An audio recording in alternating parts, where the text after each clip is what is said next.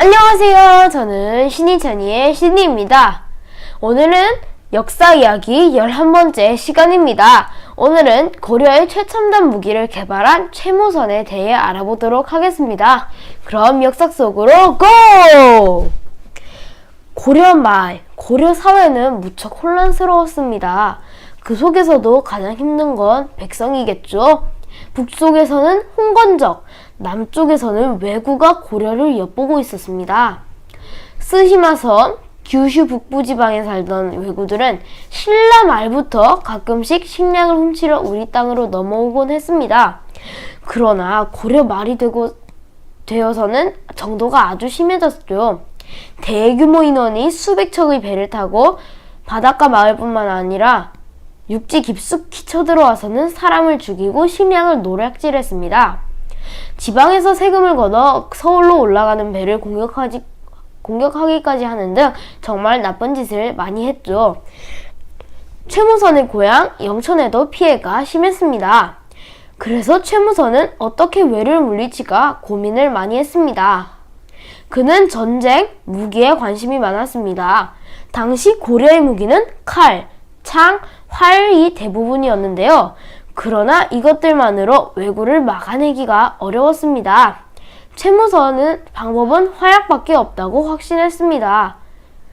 중국에서는요, 일찍이 화약을 만들어 쓰고 있었고 고려도 위력을 잘 알고 있었습니다.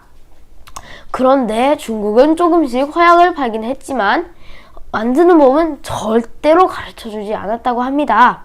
왜냐하면 당시에는 화약이 최첨단 무기였기 때문이죠. 그래서 화약을 만들려면 숯, 유황, 염초가 필요한데요. 숯과 유황은 흔히 구할 수 있는 거지만 염초를 만드는 게 문제였다고 합니다. 그래서 염초는요, 만드는 게 복잡하고 힘들어서 일단 일정하게 마스터한 사람에게 배워야 한다고 합니다. 그러던 1372년 중국에서 온 이원이라는 사람이 염초 만드는 것을 알고 있다 해서 최무선은 자기네 마을로 이원을 초대한 뒤 진심을 다해 설득하게 되고요.